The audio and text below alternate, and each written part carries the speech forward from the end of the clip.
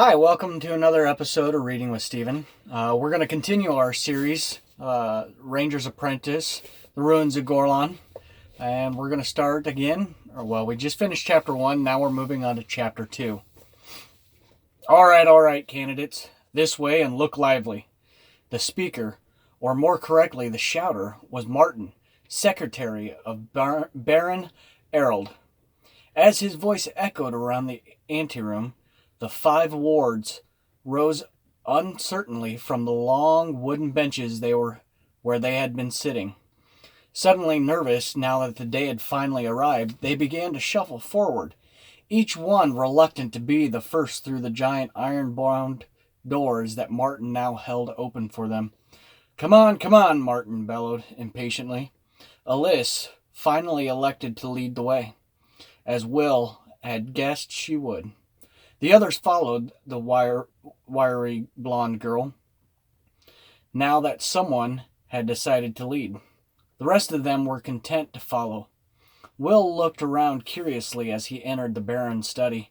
He'd never been in this part of the castle before. This tower, containing the administrative section and the Baron's private apartment, was seldomly visited by those of lower rank, such as castle wards. The room was huge. The ceiling seemed to tower above him, and the walls were constructed of massive stone blocks, fitted together with only the barest lines of mortar between them. On the eastern wall was a huge window space, open to the elements, but with massive wooden shutters that could be closed in the event of bad weather. It was this same window he had seen through last night, he realized. Today, sunlight streamed in and fell on the huge oak table that Baron Errol used as a desk. Come on now, stand in line. Martin seemed to be enjoying this moment of authority. The group shuffled slowly into the line, and he studied them, his mouth twisted in disapproval. In size place, tallest this end, he indicated the end where he wanted the tallest of the 5 to stand. Gradually, the group rearranged itself. Horace, of course, was the tallest. After him, Alice took her position. Then George, half a head shorter than she, and painfully thin. He stood in his unusual stoop-shouldered posture. Will and Jenny hesitated. Jenny smiled at Will and gestured for him to go before her, even though she was probably an inch taller than he was. That was typical of Jenny. She knew how Will agonized over the fact that he was the smallest of the castle wards. As Will moved into line, Martin's voice stopped him. Not you, the girl's next. Jenny shrugged apologetically and moved into the place Martin had indicated. Will took the last place in line, wishing Martin hadn't made his lack of height so apparent. Come on, smarten up. Let's see you at attention there, Martin continued, then broke off as a deep voice interrupted him. I don't believe that's totally necessary, Martin. It was Baron Errol who had entered, unobserved, by the way of a smaller door behind his massive desk. Now it was Martin who brought himself to what he considered to be a position of attention, with his skinny elbows held out from his sides, his heels forced together so that his unmistakably bowed legs were widely separated at his knees, and his head thrown back. Baron raised his eyes to the heavens. Sometimes his secretary's zeal on these occasions could be a little overwhelming. The Baron was a big man, broad in his shoulders and waist, and heavily muscled, as was necessary for a knight of the realm. It was well known, however, that Baron Errol was fond of his food and drink. He was considered bulky, but not totally attributed to muscles. He had a short, neatly trimmed beard that, like his hair, was beginning to show traces of gray that went with his 42 years. He had a strong jaw, a large nose, and dark, piercing eyes under heavy brows. It was a powerful face, but not an unkind one, Will thought. There was a surprised hint of humor in those dark eyes. Will had noticed it before, on the occasion when The Baron had made his infrequent visits to the ward's quarters to see how their lessons and personal developments were progressing. "Sir," Martin said at the top volume, causing the Baron to wince slightly, "the candidates are assembled." "I can see that," Baron replied patiently. "Perhaps you might be good enough to ask the craft masters to step in as well." "Sir," Martin responded, making an attempt to click his heels together. As he was wearing shoes of soft, pliable leather, the attempt was doomed for failure. He marched towards the main door in the study, all elbows and knees. Will was reminded of a rooster. As Martin laid his hand on the door handle, the Baron stopped him once more. "Martin," he said softly. As the secretary turned to an inquiring look back at him, he continued in the same quick tone. "Ask them. Don't bellow at them. Craft masters don't like that." "Yes, sir," said Martin, looking somewhat deflated. He opened the door and, making an obvious effort to speak in a lower tone, said, "Craft masters, the Baron is ready now." The craft school heads entered the room in no particular order of precedence. As a group, they admired and respected one another, and so rarely stood on strict ceremony procedures.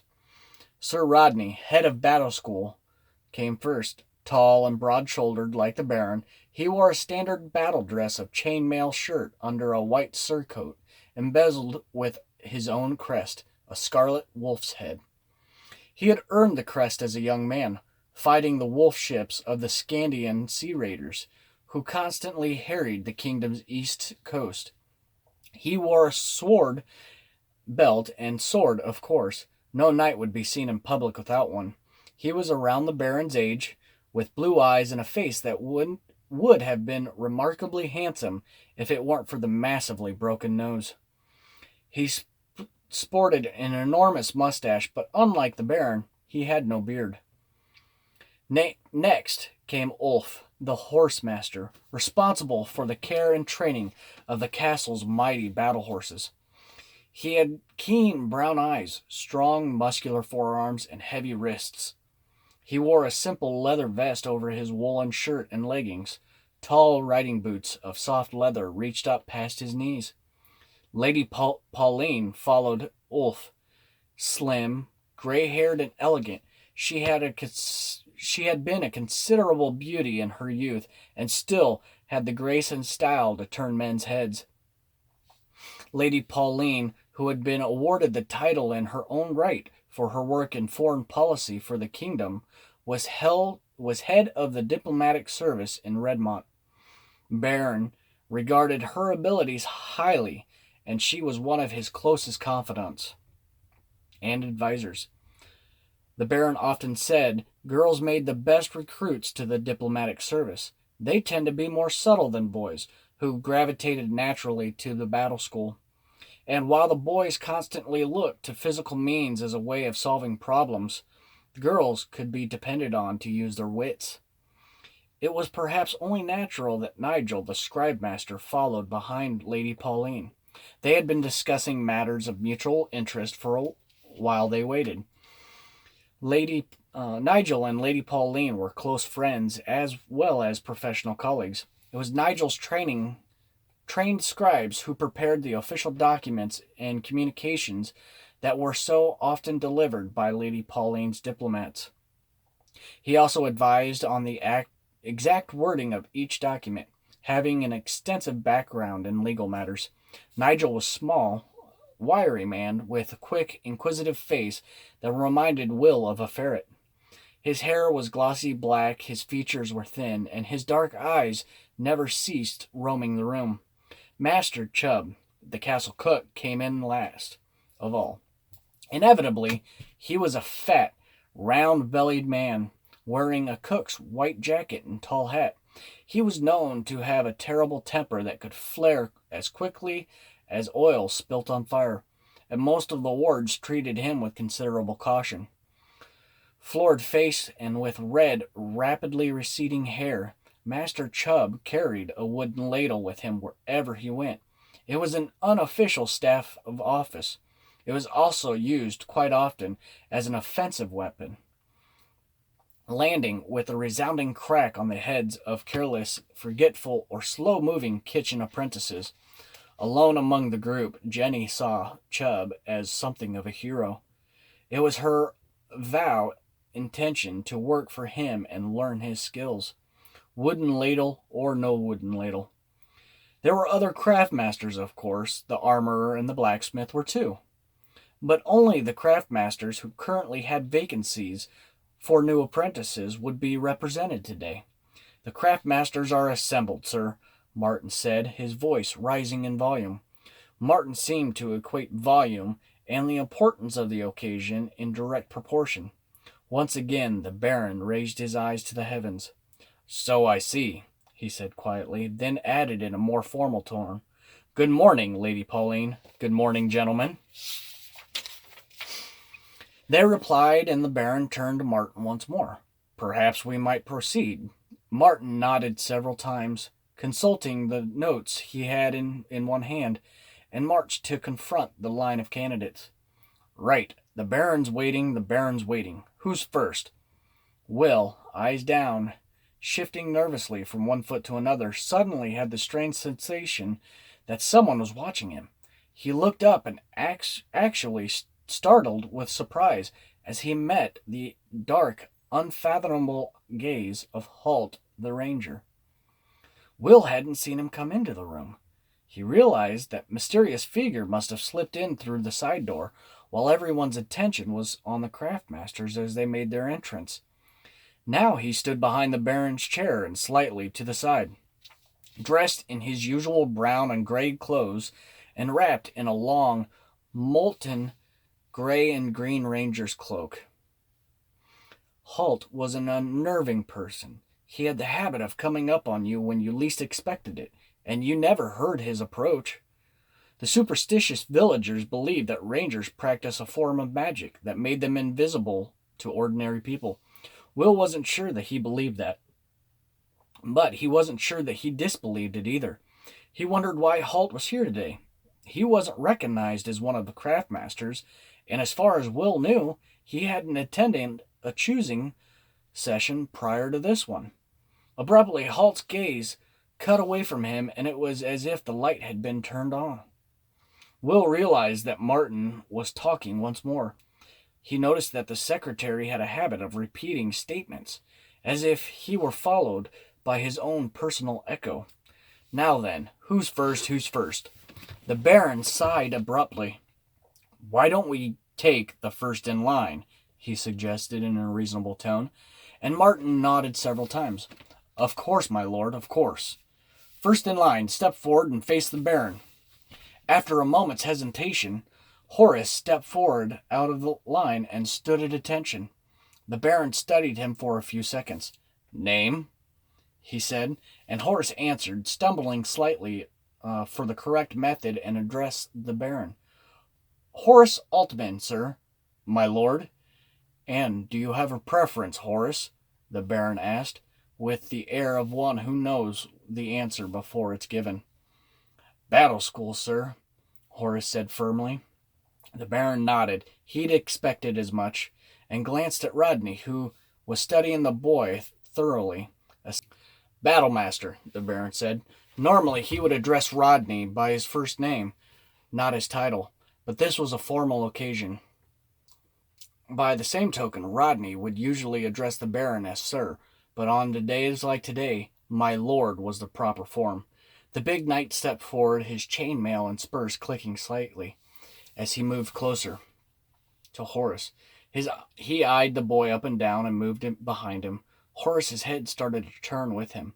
"Still," Sir Rodney said, and the boy ceased his movements, staring straight ahead. "Looks strong enough, my lord, and I can always use trainees." He rubbed one hand over his chin. "You ride, Horace Altman?" A look of uncertainty crossed Horace's face as he realized this might be a hurdle to his selection. "Well, no, sir, He was about to add the castle wards had little chance to learn to ride, but Sir Rodney interrupted him. "No matter, that can be taught." The big knight looked at the Baron and nodded. "Very well, my lord. I'll take him for battle school. subject to the usual 3-month probationary period. The Baron made a note on the sheet of paper before him and smiled briefly at the delighted and very relieved youth before him. Congratulations, Horace. Report to battle school tomorrow morning, 8 o'clock sharp. Yes, sir, Horace replied, grinning widely. He turned to Sir Rodney and bowed slightly. Thank you, sir. Don't thank me yet, the knight replied cryptically. You don't know what you're in for. That ends chapter 2. I hope you're enjoying this book as much as I do. Thank you for joining me. If you feel up to it, please hit the subscribe button and then hit the bell looking icon for notifications for the next upload. The next chapter will be chapter 3, and I will get that out as soon as possible. Thank you and have a great day.